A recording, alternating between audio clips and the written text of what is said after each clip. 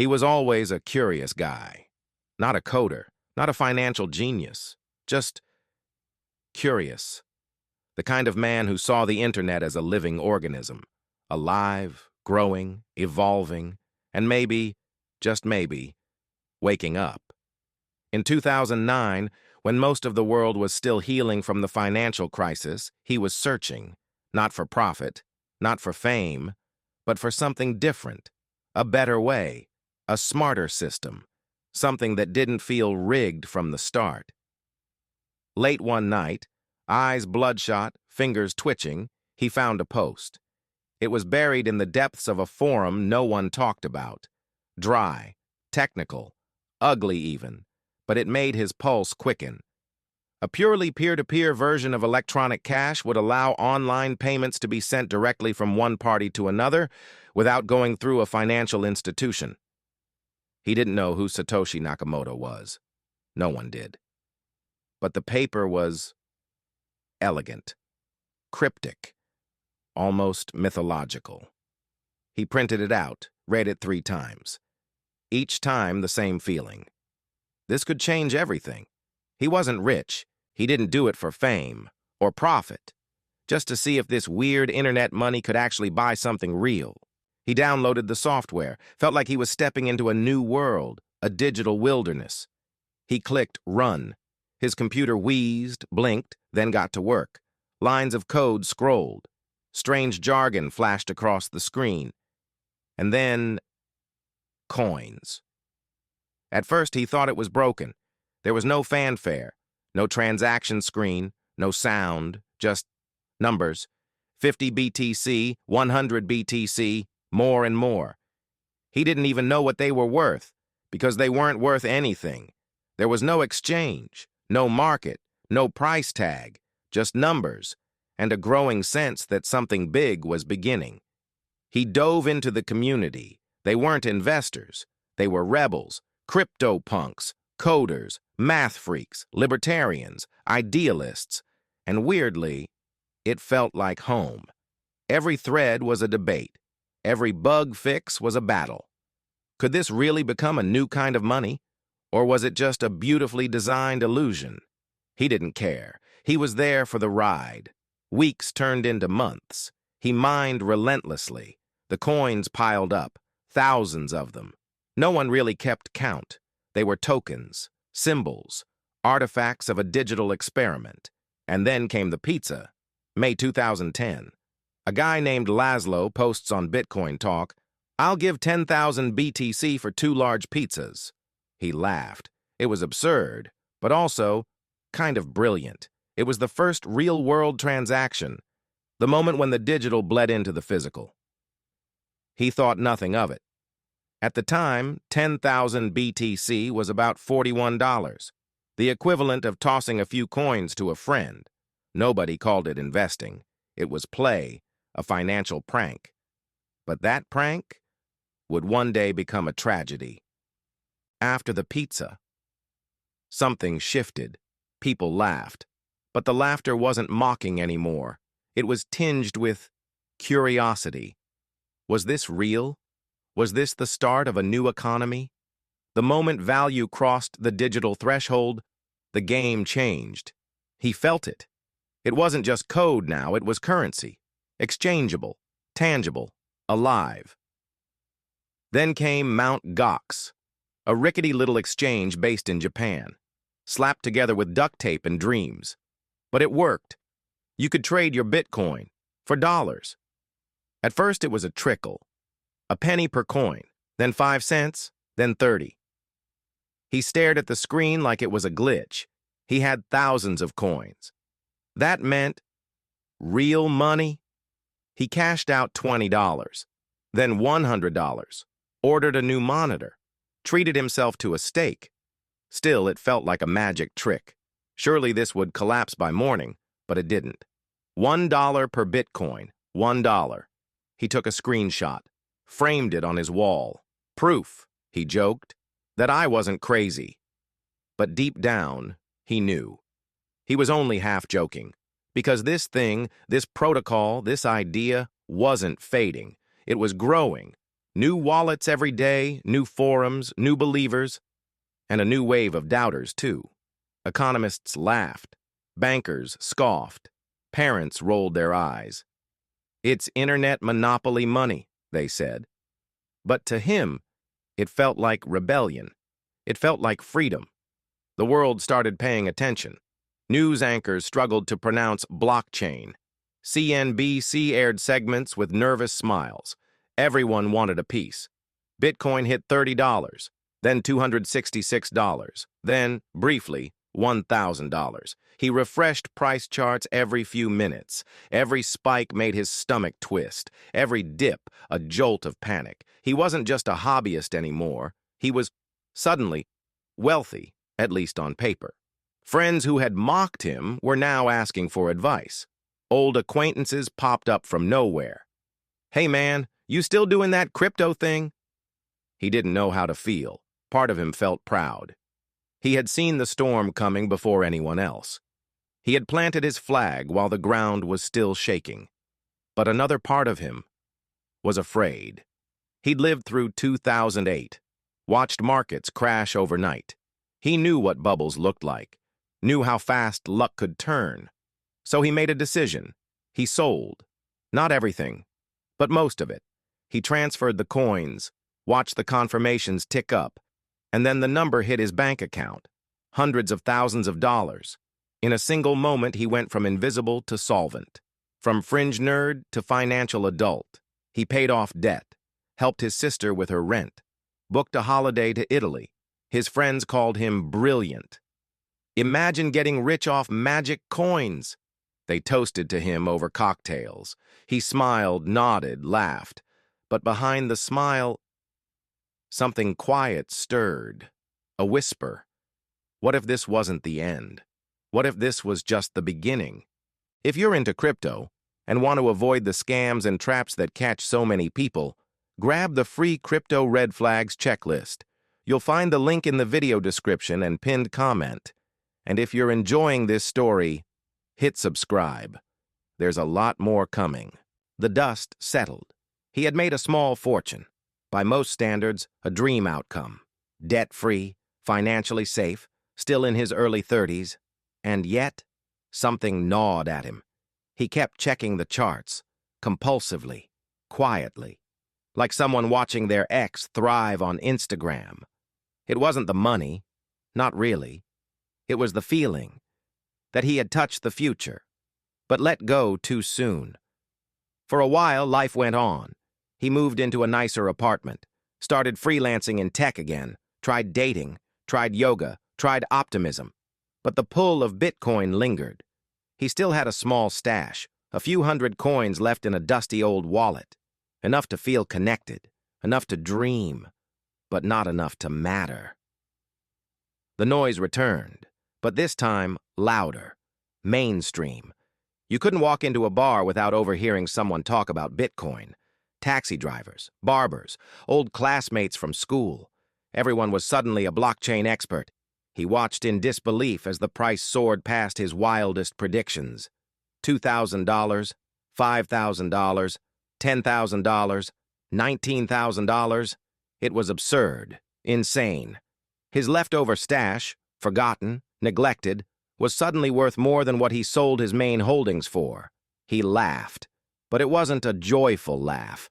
It was the kind that comes from disbelief and pain. He wanted to jump back in, he really did. But something stopped him. Fear? Maybe. But deeper than that, pride. He had already told himself the story. I was smart. I got out at the top. I didn't get greedy. To buy back in felt like admitting a mistake, like rewriting his own myth. And humans, we cling to our myths. So he hesitated. He read every article, watched every YouTube explainer, scrolled Twitter for hours. But he didn't click buy. His cursor hovered over the exchange button, frozen.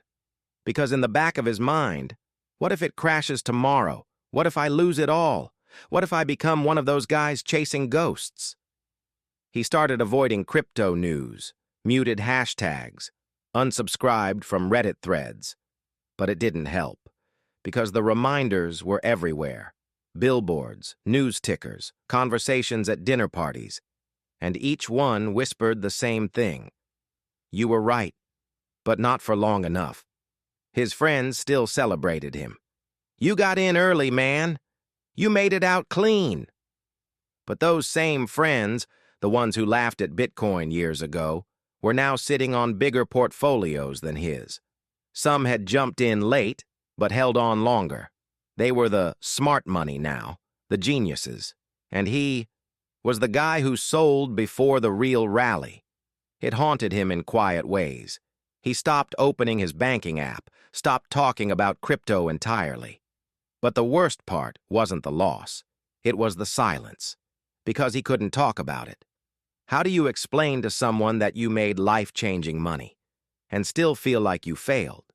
You sound ungrateful, spoiled, dramatic. So he kept it inside, smiled at the right moments, changed the subject, pretended it didn't matter. But every time he looked at his phone and saw the price tick up, that whisper returned. You let it go. Then came 2020, the year the world cracked open. Markets collapsed, lockdowns, fear, panic, toilet paper shortages, and empty streets. He thought Bitcoin would crash. Everything else did. Stocks, oil, currencies, entire economies. Surely this experiment wouldn't survive. But it did. It held. And then it rose. $10,000, $20,000, $30,000. People thought it was a fluke, but it kept going. $40,000, $50,000, $60,000. He didn't know how to process it anymore. He didn't even feel anger, just a strange, hollow silence, like watching your childhood home burn down and realizing you left your memories inside. He wasn't broke. He wasn't struggling. But the gap between what was and what could have been was impossible to ignore. He did the math one day, just for fun. If he'd held it all, just held, no trading, no timing, no clever moves, he would have been worth over $1 billion. More than tech founders, more than doctors. He closed the calculator, stared at the ceiling, and let the number fade. He started hearing about crypto billionaires, guys who got in after him, way after, people he used to help in Telegram chats, now running hedge funds, speaking at conferences, giving interviews in GQ. One of them even thanked him once, said he was the reason they got into crypto. He smiled, nodded, pretended it didn't sting. Then came the documentaries, the podcasts, the YouTube thumbnails, the man who bought pizza with Bitcoin. This guy missed out on $1 billion fortune. They never said his name. But the story was unmistakable. He became a legend, a cautionary tale. People made memes about him. Imagine being that guy. Bro really spent 10,000 BTC on pizza. The memes never stopped. He tried not to look, but sometimes he did. And it cut deeper than he liked to admit. Not because they were wrong, but because they only saw the ending. They didn't see the beginning. Didn't see the nights he stayed up debugging nodes. Didn't see the forums he helped moderate. Didn't see the community he helped build. He wasn't a tourist. He was a settler. But in the new world of crypto, settlers don't get statues, just footnotes. He started disappearing from the online world. No more Twitter threads, no Medium posts, no podcast cameos. He left the Discord servers, let his domains expire, stopped answering emails from reporters. He didn't rage quit, didn't write a farewell post. He just faded out. Because sometimes the only way to deal with the noise is to go silent. He went back to simple things. Morning coffee, evening walks, long dinners with no screens. He planted a garden, watched tomatoes grow, read old books on stoicism. He found peace, sort of, or maybe just distance. Because even peace can carry an aftertaste of loss. Every now and then, someone would try to pull him back in. A journalist would message. A crypto startup would reach out. A friend would say, "You should write a book about your story." But he wasn't interested. He didn't want to be a meme. didn't want his name etched into the blockchain as a ghost of what could have been. He wasn't a tragedy, just a man who made a decision that millions of people couldn't stop talking about. One day, he found an old USB drive in a drawer. It was dusty, faded. He didn't even remember what was on it. He plugged it in. An old wallet popped open. 0.5 Bitcoin. He stared at the screen, laughed. At today's price, still worth tens of thousands. But the number didn't move him anymore. What moved him was the memory. The night he generated that address. How excited he was. How strange and beautiful it felt to be part of something new. He missed that feeling. Not the wealth, not the hype. Just the spark. He sat in his chair for a long time, watching the wallet screen flicker. No music, no notifications, no charts, just silence and breath, and a long overdue sense of forgiveness. Forgiveness for selling early. Forgiveness for not being perfect. Forgiveness for trying something crazy and letting it go, because maybe that was the point all along. Bitcoin was never a promise, never a guarantee. It was a leap, a rebellion, a question mark. And he, for a brief, shimmering moment, was part of the answer. Today he lives differently, still in tech, still curious, but slower now, more deliberate. He doesn't chase, doesn't gamble, doesn't refresh price charts in the middle of the night. He still reads about new chains, new tokens, new protocols, but always from a distance, a respectful kind of detachment. Like an old musician listening to a genre he helped pioneer, knowing the scene has moved on. He runs a node quietly, not to get rich, just to keep the network alive. He helps a few newcomers find their footing, answers the occasional Reddit question, sometimes even tells his story, anonymously. But mostly, he stays in the background. No glory, no followers, no agenda. Just a quiet heartbeat in the code. And the irony? He still holds a little BTC. Not much, just enough to remember. Enough to stay anchored to the thing he once believed could change the world. Because deep down, he still believes it can. Not because of price, or profits, or fame, but because of what it represents. A choice. To trust the math, to challenge the old gods of finance, to believe in something decentralized, messy, and beautifully human. Sometimes, when the nights are quiet, he walks out under the stars. No phone, no noise, just him and the moonlight. And he thinks back to the beginning, to the blinking console, to the pizza, to the feeling, that electric, irrational, undeniable feeling that something big was starting. And even though he didn't ride it all the way to the moon, he helped build the launch pad. He was early, he was clumsy, he was human, but he showed up before the cameras, before the suits, before the billionaires and the haters and the hype. He was there when it was fragile, when no one believed, when belief itself was the only value Bitcoin had. And that's something no one can take away. Stories like this are part of crypto's history, but the risks haven't gone away. If you want to stay sharp and avoid the mistakes others keep making, download the free Crypto Red Flags checklist. It's linked in the description and pinned comment. And if you want more real stories from the wild world of crypto, subscribe to the channel. It really helps us grow.